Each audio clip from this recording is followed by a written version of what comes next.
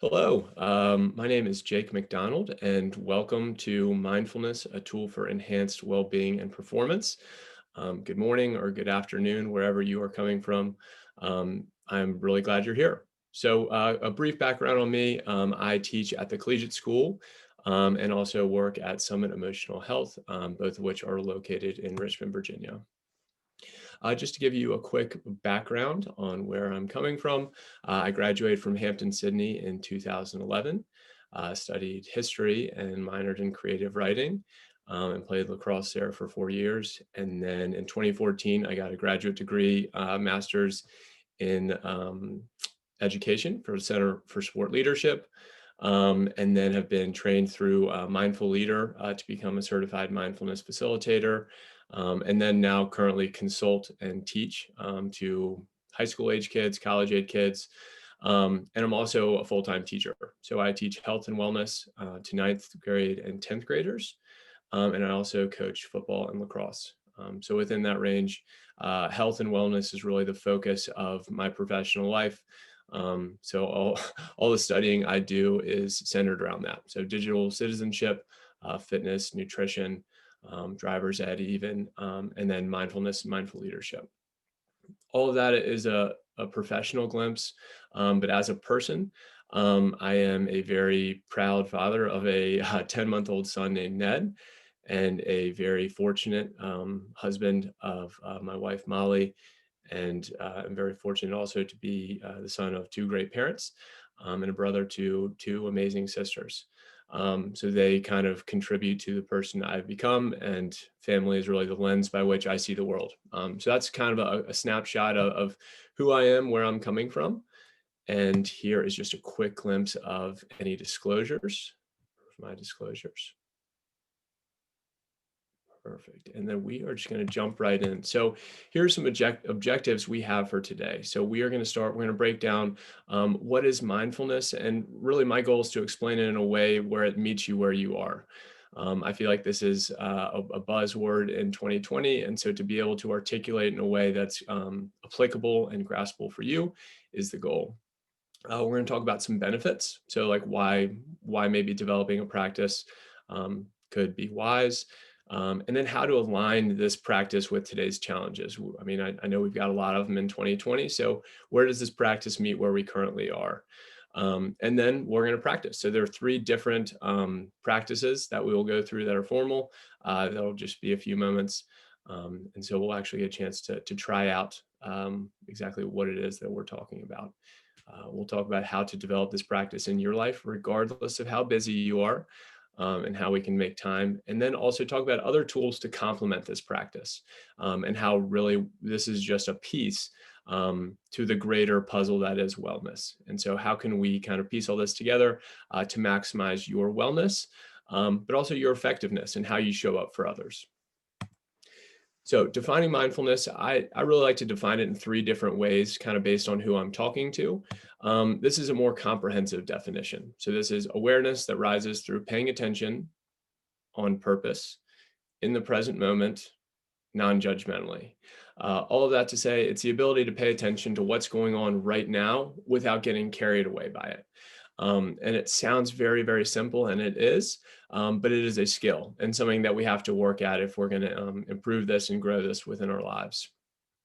The second definition is really for kind of our type A performers. If I were talking to a SEAL team, if I were talking to neurosurgeons, if I'm talking to people that are called to perform on a regular basis, mindfulness is really just awareness training. So we are going to enhance the internal awareness of ourselves, while also maximizing the awareness of what's going on around us at any point in time. So if we are hyper aware of ourselves and our experience as it's unfolding, the goal is then for us to be then as effective as we can possibly be. The last one is really a more universal definition, and this is just the cultivation of your pause button. Our brains are constantly trying to fast forward, just like get us through this, or they're trying to rewind and being like, man, I wish I could do that over.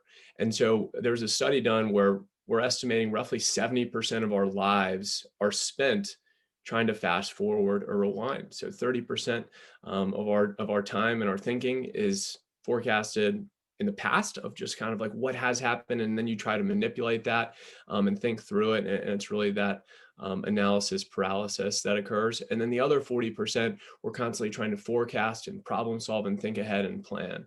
So the average human being is really only spending like 30% of their lives right here, like right where your feet are. So the ability to cultivate this pause button is awfully impactful. And there's a great quote from a guy named Viktor Frankl. He is an Austrian neurologist, or was an Austrian neurologist and psychologist, and also a Holocaust survivor. So his perspective is one that is remarkable and just worth noting. So I'll read it for us. It's between stimulus and response, there is a space. In that space is our power to choose our response. In our response lies our growth and our freedom. And that's powerful stuff. And so we're going to unpack that just for a quick second. So when anything occurs, and just the way we are naturally wired, right? Something happens and we immediately react. You're walking along, you stub your toe, you scream. Maybe we step on a Lego and there's a 4-letter word that comes out, right? And those are just kind of reactions that we have. We get in traffic and then we manifest anger or frustration. And then that shows up in our actions, right?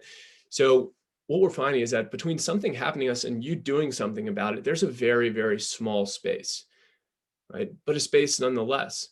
And for us, we want to pay attention to that and note that as we continue to practice, as life happens, we know stimulus, we can't always control the events that occur, but our response is huge. And so the more we can recognize this small sliver of space between something happening and you doing something about it, that's where a lot of intentionality, that's where a lot of thoughtfulness can occur.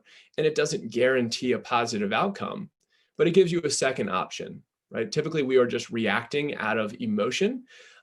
So instead, for us to have something happen and then even have that split second of, okay, this is what I want to do, but what else could I do? And just our brains are humming along so fast that just this small pause button can have a magnificent effect on the thousands of decisions we make throughout a day as things are occurring to us or happening to us or around us. So this is a pyramid I've put together of all the benefits, or the top benefits that I believe are a byproduct. And all these are founded on studies that have been done over the past 30 years. So this is done by new technology coming out. We have fMRI scanners that peek into our brain and note what's going on as we're practicing. This is an age-old practice that's thousands of years old, but now we have the technology to actually put our finger on what's happening. So that discrepancy, or that difference between reaction and response, that really speaks to this point here about the improved emotional regulation. Very rarely are we in a position where you're stuck in traffic, you're having a bad morning. And sometimes, if we're not conscientious of hitting that pause button, that bad morning can turn into a bad afternoon and turn into a bad day and turn into a bad week, right? So the ability to regulate these emotions and being like, someone cut me off, we almost got into an accident, and my body feels like we did, but the reality is that's not the case. And just that small pause allows a little bit of that perspective to settle in, and therefore my emotions aren't as polarizing and aren't as extreme. The decrease in anxiety and stress, I think, is a reason mindfulness is getting such buzz across our country, just being that both of these anxiety and stress are on the rise. So there's an MBSR class, mindfulness-based stress reduction, and that's really the most popular form of mindfulness practice in the United States at this point in time. And again, just as we can probably put together, the ability to pause and have a little bit of that perspective changes our relationship. At no point is anxiety and stress really going to disappear from our lives, but we do allow ourselves to change that relationship we have to that stress. We'll also do a practice later today in how we can use our breath as a tool to neurologically shift from a place of stress and reaction to more thoughtful presence. Increased attention span, this is huge in being an educator and working with children. I can't think of how many times we've told someone to pay attention, or we've been told, pay attention. The reality is that's a skill, right? And so unless we're intentional about teaching folks how to do this, they're just going to kind of continue to plateau.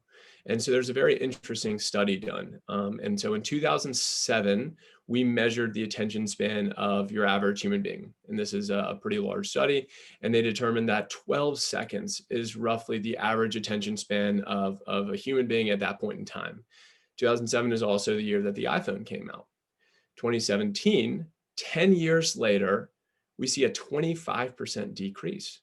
And the average attention span is now 8 seconds. And as we continue to see TikTok come out and just these small apps that are so captivating, but they have to be so brief, that attention span is only getting smaller. So to cultivate that and to strengthen that is really a skill that's worth practicing at this point in time. Interestingly enough, they were able to measure the attention span of a goldfish, which has stayed consistent at 9 seconds. So we maybe if there's a little bit of competitiveness in you, that's maybe worth noting, right? That's a skill set that we want to cultivate. Sleep is huge. A lot of us want to sleep well. Sometimes we struggle with it. We'll run through another one of our 3 practices today. That's a really helpful tool to help us get more consistent, deep sleep. Enhanced self-awareness. Again, that just speaks to the awareness that's cultivated through the present moment. And then we bring more awareness, like how we're feeling in that moment. Right. And so we'll come up with different strategies to continue this practice. The tool to combat cravings. We are now finding that mindfulness is serving almost as the gold standard in the world of addiction and cravings. And there's a doctor named Judd Brewer who's up at Brown now. And his thought is amazing. And he's applied this practice to the notion of habits and cravings. And he's saying, if we can have that reaction of, I've had a bad day, or that's the stimulus. And then the reaction is, I'm going to eat a cupcake. I'm going to make a drink. I'm going to have a smoke. Instead, instead of that process taking control, we're inserting ourselves into that stimulus, that response. Okay, my day was rough. Now I'm going to make sure that if I am going to have a drink, if I am going to have a smoke, that's a decision that I am making. It's not a craving loop that I'm stuck in. And so that's the pause button and how it fits into this world, which has been really impressive work that he has done. The improved immune functioning, as we decrease our stress and anxiety, our whole immune system benefits. Chronic pain. I have spent the past year actually recovering from a low spine and hip injury. And I was apprehensive. A lot of the medication I was taking to treat the pain and treat the muscular spasms weren't overly effective. It almost scared me more than helped me.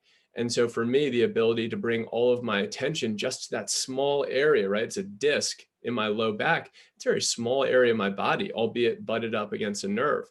But the ability just to sit with that and allow my pain to be there reduced a lot of the suffering that we typically bring with us as it pertains to pain. And resilience is huge. So if we catch ourselves and we are more self-aware, a lot of times we get in our own way, especially when it pertains to getting back up and pushing ourselves maybe through discomfort. The ability to be with that discomfort and bring awareness to it is empowering.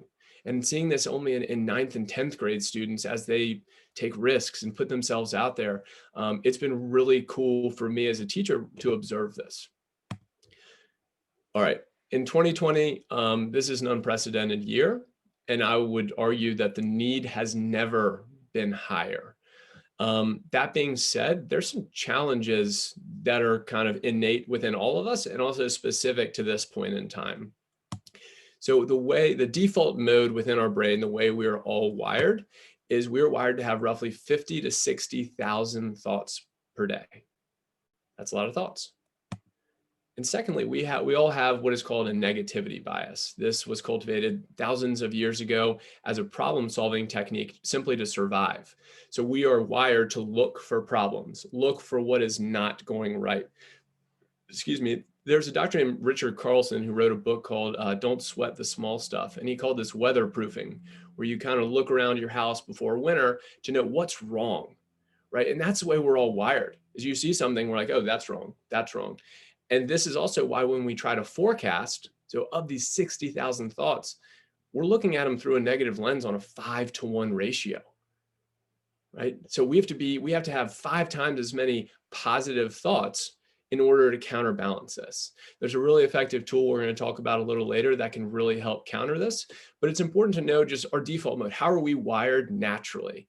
And this was astonishing for me when I learned it, but also helped make a lot of sense of my reality. As you introduce people to pay attention to what's going on in their thoughts and how they're feeling, people can be very apprehensive. They're like, no, no, no, I don't think you understand. My brain is like crazy. Like I have a lot of thoughts and they're not all positive. Yeah, it's because you're human. So for us to acknowledge this on the front end and acknowledge the challenges, make it that much easier to kind of walk around them and navigate around them and then pay attention to what we actually need to focus on. Another piece, another layer, I will say, that goes into this. I took a class earlier this fall, and it described that what we're living in is called a VUCA environment. It is volatile, uncertain, complex, and ambiguous. And so you layer all those together. Our central nervous system does not love the unknown.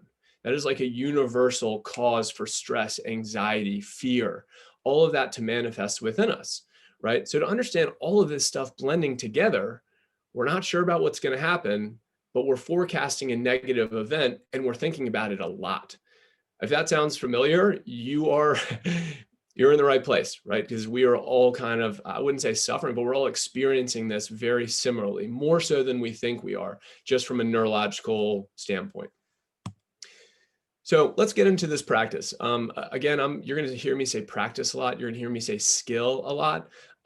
That's because we often think of ourselves, and Carol Dweck is leading the way on this, about the difference between having that fixed mindset of like, no, I can't do that, to that growth mindset of like, I can try. Like maybe I'm not good at that, not good at this yet. The ability to pay attention to this moment is a skill. And the more we do it, the better we get. And what we find is that there are neural pathways that are created. So we kind of shift this default mode of reactivity and fast-paced negative thinking. We can shift that default mode, but it takes work. And that's the reason it's a buzzword and not a common practice. So what a formal practice is, this is when, if you were to think of like what meditation is, the two are fairly synonymous. A formal mindfulness practice is a meditation, right? Let's break down what that word means. All it is paying attention to something, one thing. One of our 50 or 60,000 thoughts will come, take our attention away, and then we bring that attention right back to the breath. In order to do that, we have to be a little bit graceful with ourselves. It's a little bit of, our brain is almost like a toddler. We're not going to scream at it because they don't know any better. Instead, we're just going to gracefully and patiently bring our attention back. There's no good, there's no bad practice.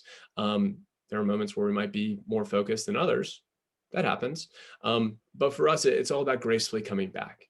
And every time we do that, we're strengthening our brain and strengthening our ability to focus on the present. And that's a skill that is invaluable at this point in time. And understand the reason we're going to go through 3 practices today is because there might be one that works for you.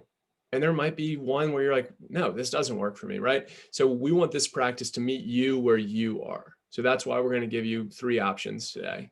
So the 3 practices we're going to get into is we're going to go through a deep breathing practice. We've often been told to take a deep breath, and we do this, right? And so we're going to really kind of break that down. All of you are obviously great at breathing because you're still alive. But there's some small nuances that we can bring attention to and do more skillfully and therefore reap more benefits. The second thing we'll do is called a body scan, where we just bring attention to our body. And then the last thing we'll do is a practice called box breathing. And all that does is a tool to enhance our focus. So we will get right in. And so to start, what I'll ask you to do is we're going to get into what we call a dignified posture. And so all that means is that we're sitting upright. All right, we're not slouching. We're upright. We're not puffing our chest out, and we're not sitting so upright that our back is rigid. Or we're sitting comfortably upright. All right. Sometimes we kind of mess around with our chin a little bit. The goal here is if I want to put my finger here and then extend my thumb and do like this and kind of make that L. This is kind of the posture I want to be in. And sitting, I don't need to be cross-legged. Sitting in a chair is great. And so what we'll do here is this allows our body and oxygen to flow most freely throughout, getting to our brain, getting to our extremities. So this is our dignified posture. So we will get into the practice. And before we do so, I'm going to give you just kind of an overview of what we're trying to accomplish. So the goal is fill up our belly, almost like a balloon, as fully as we can, as fully as is comfortable. And then almost like a second inhale, we'll expand our rib cage and our lungs. And we'll notice a very slight pause at the top. And then we're going to let out a slower exhale. And so let's get into this practice. So we're in our dignified posture. We can allow our eyes to close, or perhaps we can just soften our gaze, almost like we're reading a book. And all of our attention is going to go just to our inhale right now. And our inhale is going to be very slow, and we're going to fill in our belly with clean, fresh air till it expands fully. Again, it's almost like a second inhale, allowing our ribs to expand fully. Then we'll note that ever so slight pause between inhale and exhale. And then we're just going to be letting out a slower, smooth exhale. And just for the next few moments, we're going to stay with this cadence of full in, as full as is comfortable. We don't need to be sucking in air. As full as is comfortable, and then a slower exhale. So full in, slower out.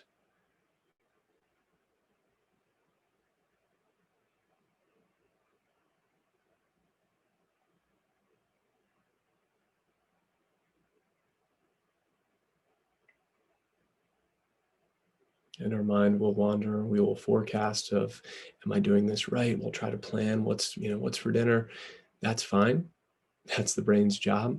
We're going to patiently and gracefully bring our attention right on back to this cadence of full in,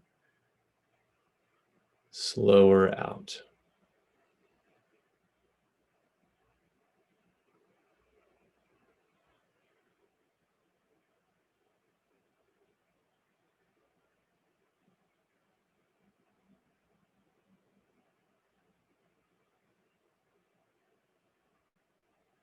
Good. In a moment, I'll ring a bell.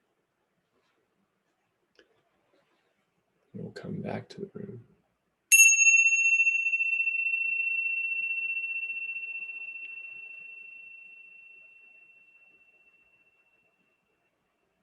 Good. And as the sound of the bell dissolves, what I'll ask you to do is we can wiggle our fingers, we can wiggle our toes, we can roll out our wrists, our ankles, our shoulders. And this just helps get blood flow back into our body and just kind of make sure that we're kind of still with it. And so this can be a very cleansing practice. But again, getting blood flow back to the body, if you need to stand up for a moment, that's totally fine. And the reason I say that is because these are typically the breaths that we'll take right before we fall asleep. So if we ever find ourselves anxious in bed, just a few of these very intentional but slow and full breaths will get us into a place where we're much more ready to rest. So if you need to kind of shake it out, get some blood flowing back into our body. And I'm going to talk very briefly about the brain. And so at the very least, you will walk away with some brain information and some education here. And it's going to get a little interactive here. So what I'll do is I'll just have you put your hand out. And this right here is our thumb. We're going to call this our amygdala, as noted on the screen. This is our fight or flight. This is our stress response. We'll tuck that in and then fold our knuckles over. This is the front of our brain. So right here, the front of my knuckles is going to be my prefrontal cortex. That's my ability to pay attention and make sense of what's going on around me. This is where we think the most clearly. If this is online and firing, we're at our best mentally. And then this is our hippocampus. And this is where all of our memory is stored. So, as we learn things as basic as, hey, a stove is hot, don't touch that, right? That information is going to be stored in our hippocampus. Or if we have to memorize information for a test or anything, that's where it's all stored. What happens though, is once our amygdala fires off, and typically that should only happen if there's an emergency, right? If there's a copperhead at my feet, my amygdala goes off. What we're finding in 2020 is it's less life-threatening and more it's like, the fear of being judged. That's one of the top things that's causing the amygdala to go off now, or losing our phone or something as simple as that. So as we recognize this and our amygdala fires off, we've flipped our lid. And once this occurs, you'll notice my prefrontal cortex isn't there. It's not online. my hippocampus is no longer engaged because I have to fight or flight. I either have to survive or not, right? And that's the way I'm responding. So the example I use is in being an educator, kids will get tests. They've studied, they've done the work. They'll sit down, look at a test, and their mind's totally blank. Like, I just didn't know the answer. And that happens to all of us at some point where it's like something happened and I wasn't thinking clearly. This is like why road rage exists, right? So as this happens, it's that deep breathing, and it's going to activate our vagal nerve, which runs all the way throughout our body. And what happens is we downregulate our amygdala, and our prefrontal cortex comes back online, the hippocampus comes back online. And so what we'll find is that in moments of stress where it's like, man, I really wish I were thinking clearly right now, I really wish I could remember this one thing, you're typically roughly like 3 to 10 breaths away. The most emergency situations would be like 18 of these kind of like full belly breaths, for us to totally reset our central nervous system. And that's a heck of a tool. I almost think of this as like safety net breathing. No moment becomes too big because we can typically breathe our way through the most intense moments.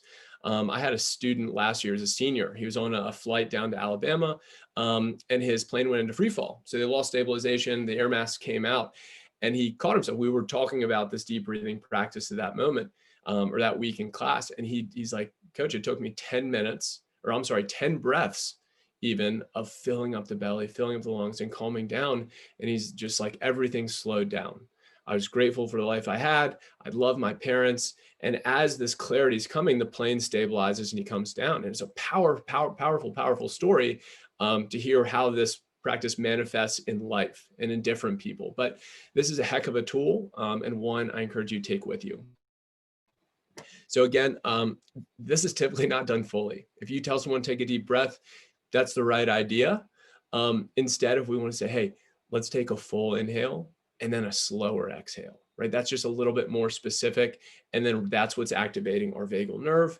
We might notice our shoulders dropped a little bit. We might notice we have more feel in our fingertips. Basketball, the reason you see people take super deep breaths at the foul line is because they have more feel, right, in our fingertips. That's where I need to be in order to be effective. That's where I need my touch to be, right? The only way I can do that is through the breath and using that as a tool to calm everything down. So oxygen flow goes with the extremities, shoulders drop. And it's through this practice. So the more I do this, the more I'm shifting my default mode and these neural pathways are getting created. So if I practice this enough, a crazy situation occurs, right? That's life, right? And what I'm finding is my default mode isn't freak out. It's not react. It's actually, hey, I'm probably like 3 or 4 breaths away from really kind of being able to handle a situation well and presently and aware. Right. And so the more we do this, this is all very dose dependent. So the more we do this, the more we benefit. All right, we're going to get into a body scan now. And for this, you can lie down if you'd like, or you can stay seated, whichever is preferable to you. And I'll tell you a little bit about what we're doing. So we'll take a breath or two to settle in. And all we're going to do is just bring attention to different parts of our body. And so this is a practice I'll do every night before I go to bed. And then afterwards, we'll talk a little bit about what's going on. But to start, I'll ask you to either get in your dignified posture or if you're lying down on the ground, which is totally fine. We just want to make sure that nothing's crossed. We want to make sure we have an open posture so oxygen can move most freely throughout our body. So to start, we can allow our eyes to close, or perhaps we can soften our gaze. And we'll start with just 2 of these very full breaths that we just practiced. So full in.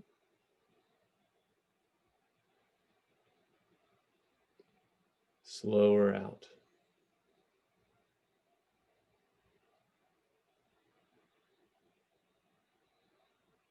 Okay, we'll get one more of those. Full in.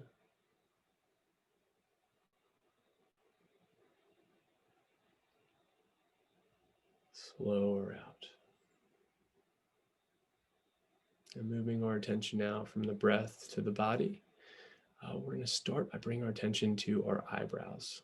This is an area of our body where we commonly like to strain or stress, especially as we're thinking a lot. So taking a moment just to mentally massage out our eyebrows, allowing these muscles to be and relax.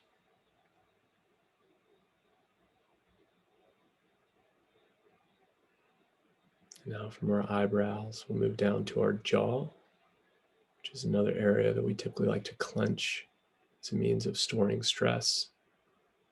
It's really allowing our jaw to unhinge and relax and loosen. And then following down from our neck, just taking a moment of gratitude. Our neck has the thankless job of holding our head up all day. So just being appreciative of our neck, moving down to our shoulders. The shoulders are certainly an area where stress likes to store itself. So really allowing our shoulders, if we're seated, to fall into their naturally set position, or if we're lying down, to be fully supported by the ground beneath us. Just note any tension that we might be experiencing and see if we can allow a slow exhale just to allow some of that tension to dissolve. Move down our arms and check in with our hands. Feeling any warmth, coolness, or moisture in our palms. From the hands, we'll move to the belly, where we often like to store emotions. So noting any emptiness, fullness, uneasiness, and just allowing whatever is there to be. And from the belly, we will go to the low back and the hips. The area, especially if we are seated for most of the day, is working hard. So allowing these muscles to truly unwind and be fully supported by the chair or ground beneath us.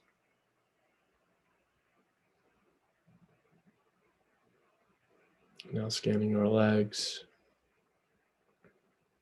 And from the tips of our toes to our head, just do a quick scan of the body, noting any tension or discomfort. Again, if there's a very specific area, we're going to fix our attention there and see if we can use the breath and the exhale specifically as a tool to neutralize some of this tension or uneasiness.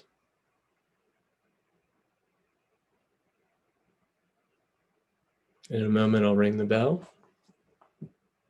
Bring us attention back to the room.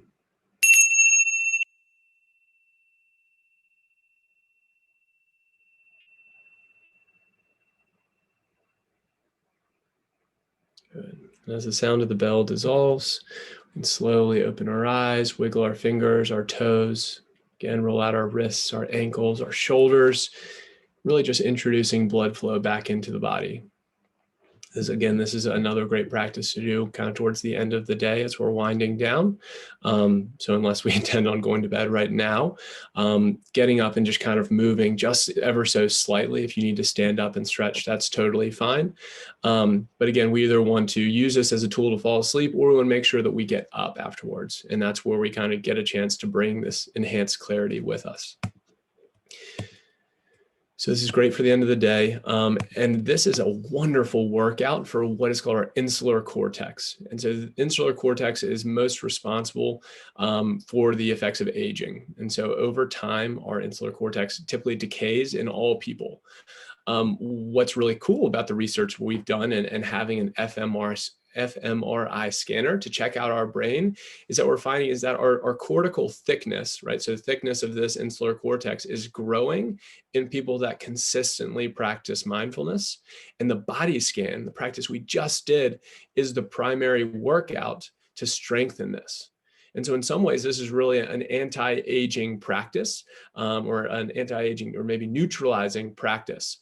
So you hear of folks maybe losing their proprioception or the awareness of what's going on around them. And I just fell, right? So the ability to kind of pay attention to what's going on within our body through a body scan, we're increasing that which typically decays over time, which is really special. And that's kind of where the research comes in.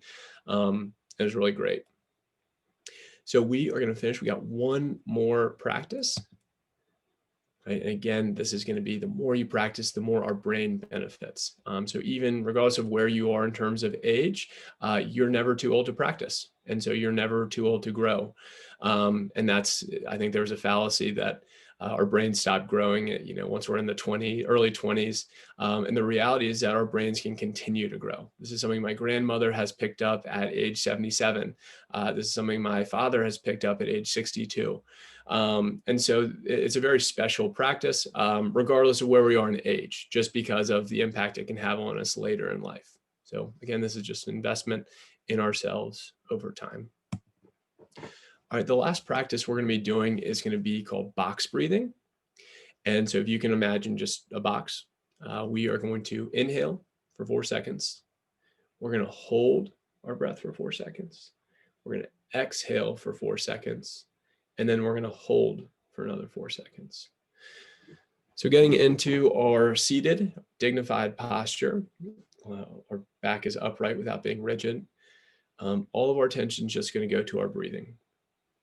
So breathing in, 2, 3, 4, hold, 2, 3, 4, exhale, 2, 3, 4, hold, 2, 3, 4. So stay with this cadence, breathing in, 2, 3, 4, hold, 2, 3, 4, exhale, 2, 3, 4, hold, 2, 3, 4. Stay with this cadence just for another minute. And as our attention wanders, just gracefully and patiently bring it back.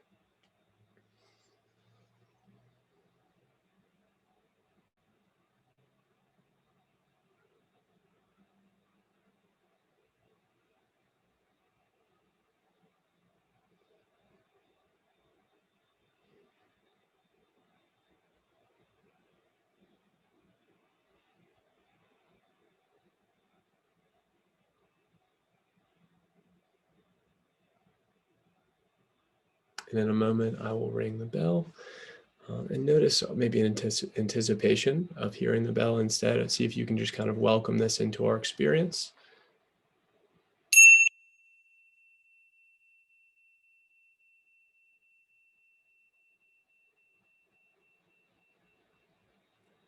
Good. As the sound of the bell dissolves, again, bring ourselves back to the room, bring our awareness back to our body in this room in this moment. We'll wiggle some fingertips, our toes, shoulders, hips, maybe stretching out our neck a little bit, and really kind of waking our body back up. And where we really want to practice this, again, this is kind of a visual I think is helpful, is this is a great tool to enhance our focus. So if there's a predictable time when you are called to action, where like I have to perform, I have to go give a talk, I have to give a presentation, I have to interview, I have to have a really meaningful conversation with a loved one, and I really need to be mentally as dialed in as possible. This is a phenomenal practice. So this is notably practiced by our SEAL teams, who are obviously called to action and called to perform in some of the highest stakes we can think of. So another thing that's great is it kind of cleanses our lungs. So the ability to kind of hold your breath and then kind of let out those 4 seconds of an exhale allows a lot of the stale CO2 in our lungs to get out. So next time you have to practice, next time you have to get to work and perform, this is a wonderful primer to get ourselves ready to go and focused. All right, a quick summary of our formal practices. If there's one that works for you, go with it. Great. Practice, at least once a day. And as we'll see here, at least 3 minutes a day. So it's all about coming back to the point of focus. And again, this is something we can do every moment of every day. There's something that's grabbing at our attention. It could be a screaming child. It could be just doing your job, right? And our attention will wander, and just that ability to bring it back, that's a skill. That's how we harness our focus. That's how we continue to bring ourselves back to this moment. And that's where a lot of growth, as Viktor Frankl would say, comes in. So this does require patience. Even if we just go 3 minutes a day, we want this practice to be a lifelong practice. And all this is I want you to think of it as like an investment in yourself. So take a few minutes, invest those even 3 minutes. And those can have magnificent effects over time. And again, the more you practice, the more you benefit. So consistency is key. And so 3 to 5 minutes, that's a great starting point. If we can maybe work our way up to 10, that's excellent. I'm a huge proponent of practicing in the morning, just because I feel like that sets a foundation for us to be present and clear-headed for the day, and kind of reminds us of, hey, okay, I'm only a few breaths away from bringing it back to what I need to be doing right now. This happens a lot, especially with working out. This will happen in like January as we set our New Year's resolutions. I'll be like, the first month we're great. We're going to the workout, every day. We're going to the gym every single day. It's awesome. It's because we're creating time. And then as February comes around, what we'll do is, I've done it long enough. I'll find time. And so finding time, it doesn't really get done, right? And so to make this a priority, make this investment in yourself a priority, and carve out time in the day where you can't be interrupted. This is your time to work on yourself. It's a little bit of inner work. It does take time. It does take practice, and it's work, right? It's not easy to continuously bring ourselves back. It's really hard work. So even to do so for 30 minutes, it's something I know each of us is capable of. So start there. Right. And any sort of accountability system you can have. Sometimes I've heard of people putting marks on their mirror just to see if they can get days in a row. There are a lot of wonderful apps. And so here are a few notable ones. Headspace is great. I'm not as fluent in that. Smiling Mind is an app a few of our students use. 10% Happier, I know, has some of the better teachers in the game. And then Calm is an app that I've been using for years. And I think the competitive, maybe the competitive athlete in me likes that it keeps tally. And so all of these have free options. I think you can pay to upgrade, as you can with most things. But yeah, again, what I love about Calm is just that it keeps track. So it's like, hey, you're on a 7-day streak, great work. And sometimes that's just feedback that we need of like, oh, okay, like great, like I'm on a path to something. And hopefully we will work it up to the hundreds and the thousands. But again, it just starts with one, and it starts with that practice today. All right, so that's a very formal practice. That is the foundation for mindfulness. But we can't always be seated in a chair taking us time, right? There's life that's happening beyond those moments. So these are really informal practices. And we talked about those neural pathways that are being created and how that's a shift in that default mode from reactivity to then response, right? A little bit more thoughtfulness. And again, another way to think of that is like, you might experience this, and a lot of us have, right? We've been very mindful. You go to the beach and you feel the sand between your toes, you feel the breeze, right? You hear the ocean. We're really in tune with our senses. That's it, right? But the more we experience that and the more we practice that, the more it becomes a trait, the more it becomes part of like who we are. And that's kind of that shift to the default mode that we'd like to see. So what we can do is find very predictable moments to check in with ourselves. This can be every time you sign your name, every time you write the date, every time you get into your car, every time you walk through a doorway, every time you eat. For me, every time I get water. Those are moments when I just check in with myself. Hey, your shoulders are tight. Take a breath. Go for a quick walk. Or hey, you're maybe holding on to some frustration from this morning. Let's maybe just pause, take a quick cleanse, and then move forward, right? So these check-in moments can be really impactful. And this is a great acronym. So if you take nothing else away from today, STOP is worth taking. It's very simple. Stop what you're doing. Take a full breath, the ones we've practiced today. Observe yourself and the circumstance. What's going on within you? Are you holding a grudge? Are you replaying a conversation for the 50th time that's already happened? And then proceed with wisdom. Is what I'm doing wise? If yes, continue. If not, let's maybe move forward, right? So stop is great. 5, 4, 3, 2, 1. It's a nice little countdown. My wife, who is a counselor and also a mindfulness teacher, she's a big fan of this. And I love it. So what this does is this takes our attention from our mind, where we're typically thinking there's 50, 60,000 thoughts. And instead we're moving that attention into our body. That's a very similar vagal nerve stimulation where everything calms down, that amygdala shuts down for a little bit. Everything kind of comes back online just by bringing our attention and really coming to our senses. There's a great book by John Kabat-Zinn that talks about this at length. So all we'll do is note 5 things we can see, 4 things we can hear, 3 things we can touch, 2 things you can smell, 1 thing you can taste. So just going through that practice is a great way to kind of anchor ourselves as we start getting drifted away in either that past or trying to forecast or plan what will be. All right, so we are going to build a little bit of a wellness toolbox. So these are tangible takeaways for you to incorporate into your life to maximize your effectiveness. Mindfulness is great. I'm a mindfulness teacher. It's awesome. It's not a magic bullet. It's not going to solve all your problems. It can maybe soften some edges and some spots that we would like to work on and add some more intentionality. But it's not a magic bullet. It's just a part of a whole. And so the way I teach this is the big four, right? So it's an important foundation to have, but it has to coincide and work with other facets of wellness in order to be most effective and be a most effective tool for you to perform on any given day. The most important one I would say is probably sleep, right? We got to make sure that we are sleeping. A study was done saying that our amygdala fires, that stress, that fight or flight, kind of us in freak out mode, that goes off 60% more when we sleep poorly or get less than 6 hours of sleep. So the big thing is creating time and being like, oh, setting a hard bedtime. It might sound like a very immature thing to be doing, but it's really, really effective. So just making sure you're 8 hours, and we had a newborn, within the past year. So I know this isn't always tangible.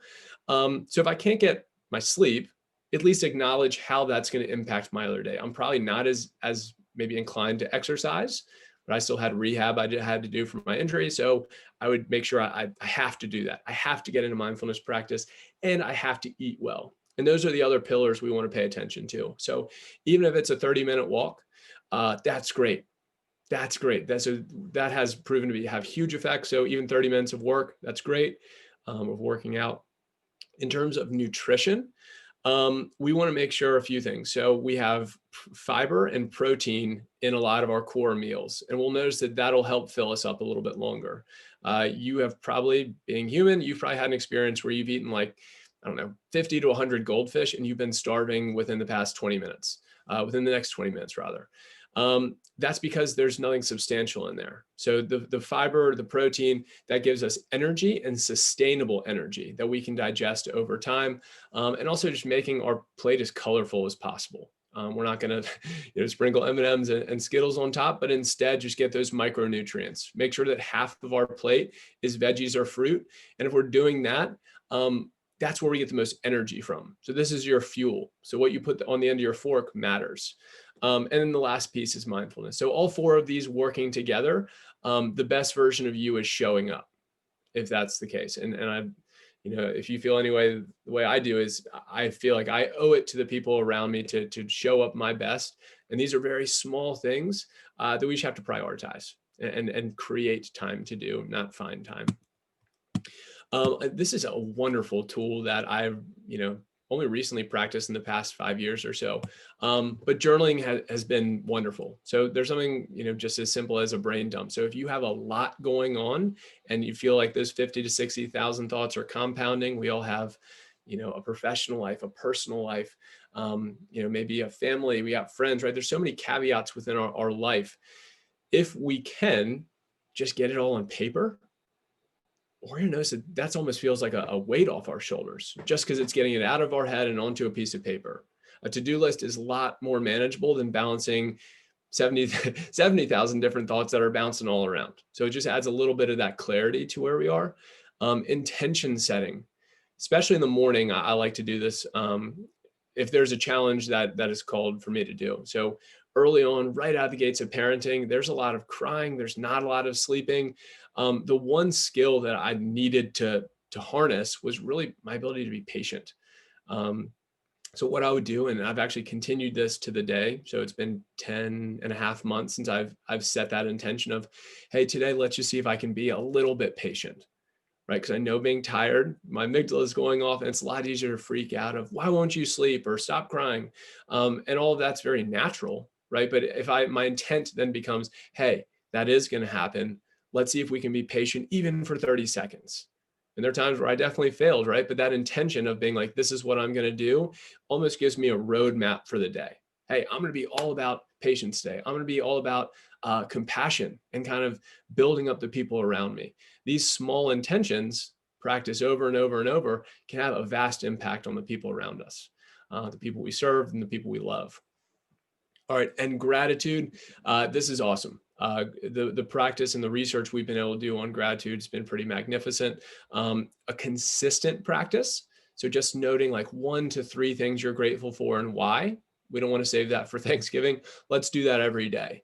And this is one of the most effective tools we could possibly develop to counterbalance that negativity bias. So if you feel like you're kind of stuck in that loop, and this happened for me, especially in the spring, being a full-time teacher and a full-time parent stuck in this room, that happens, right? And so that was where I was like, ooh, all right, gratitude practice. I really have to get this going. And you'll just notice over time, it's not immediate, but over time, there's a shift in our thinking from what's wrong with this situation to what's right with this situation.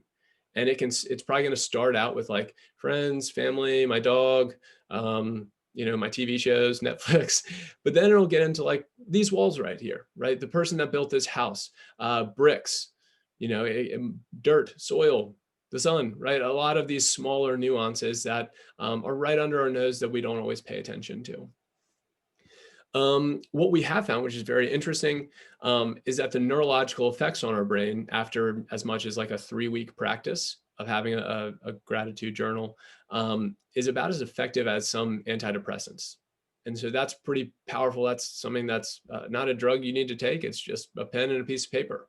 But again, that's something that we create time for and not try to find time. All right, this is probably the last area that we want to focus on. There are some tools for peak performance. This is where a lot of my studying and time has gone over the past 8 years or so.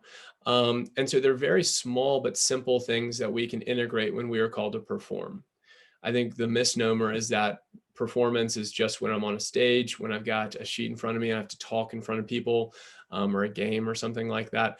Sometimes getting out of bed is a performance. Being a parent, being a teacher, being a professional, you're performing thousands of tasks at any given day, right? Most of us want to be good at those or grow in those, assuming that there's some passion in what we do.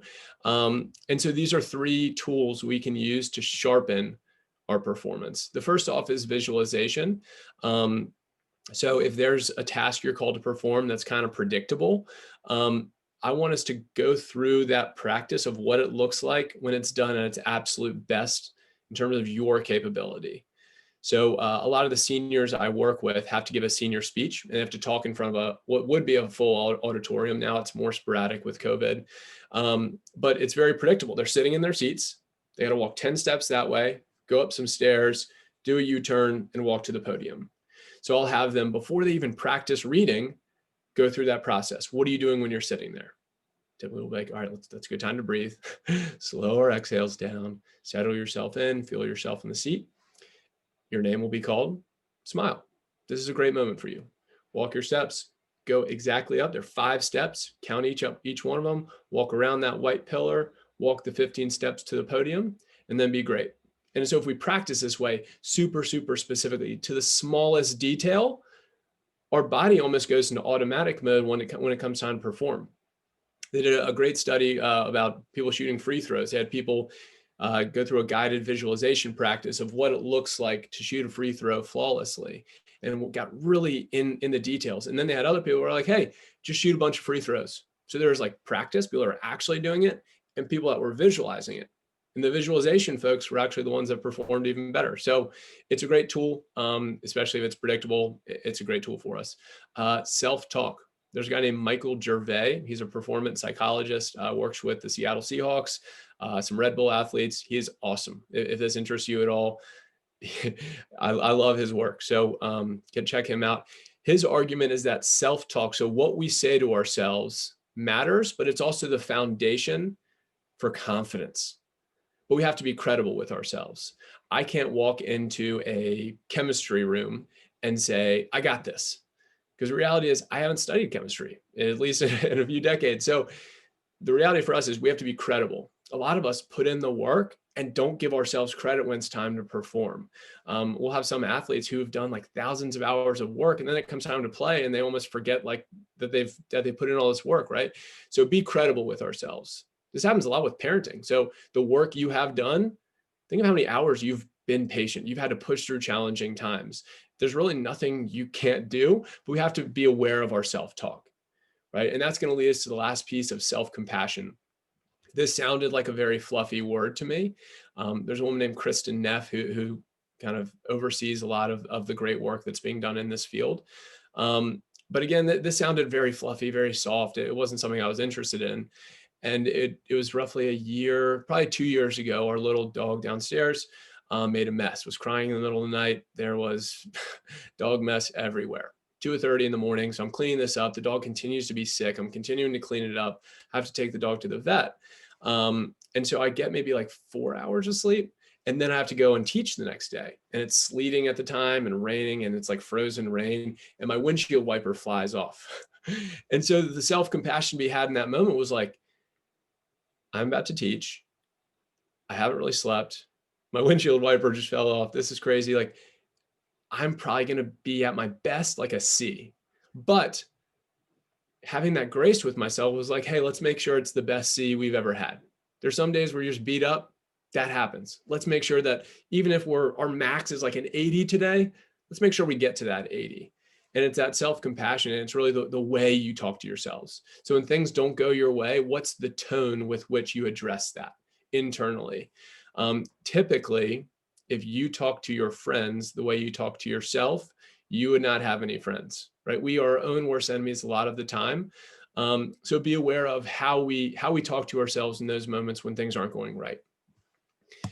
All right, here's an overview. This is everything we've talked about, a few just kind of concrete takeaways. My hope is that this has been helpful and that this has met you where you are.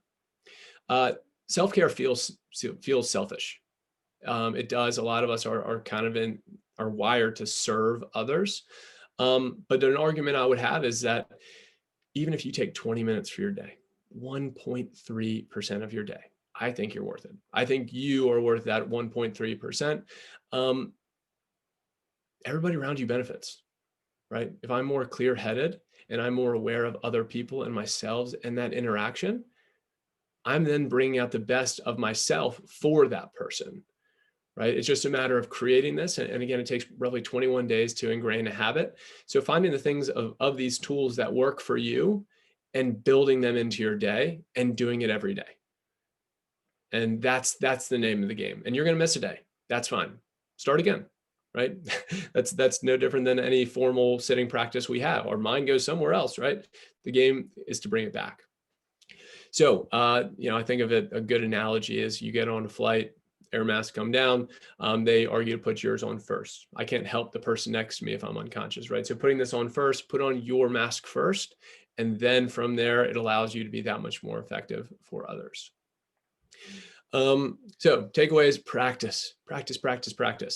The more you practice, the more effective you'll be, the more your brain benefits.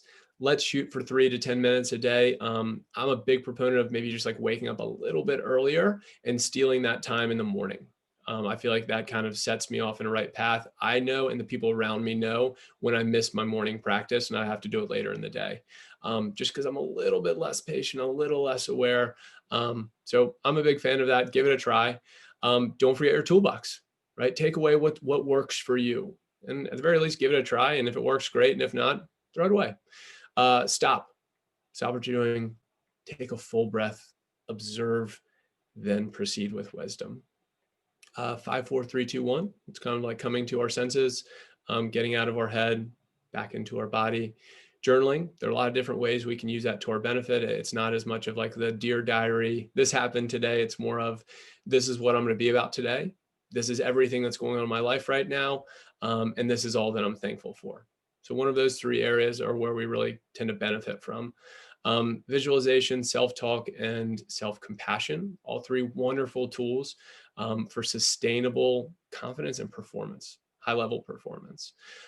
Wisdom, and this is the name of the game, is using the right tool for the right moment.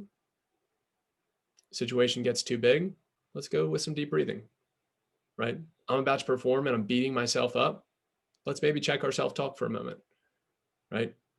I'm kind of, my shoulders are up. Let's stop. Let's take a deep breath, observe what's going on, investigate with a little bit of curiosity, and then we'll proceed with some wisdom. And then also understand this is where this is in terms of just being part of the whole. So we're going to exercise, we are going to eat right, and we're going to make sure that we get a good night's sleep. So all those work together. I encourage you to do so. Here we go. These are some references. There's some awesome studies that have been done. If you're interested in looking into that, this is where we can find information on some resources regarding apps for mindfulness and practicing. There's some great books here by Rick Hansen and Viktor Frankl. And then photo credits. There are some photos that I use that I want to make sure I give credit to. So that is it. If you have any questions at all, please do not hesitate for a moment to reach out. This is my email, jake_mcdonald@collegiate-va.org. And if there's any way I can help you or support you, don't hesitate to reach out. Thank you so much. I hope you guys have a great day, and make sure you practice.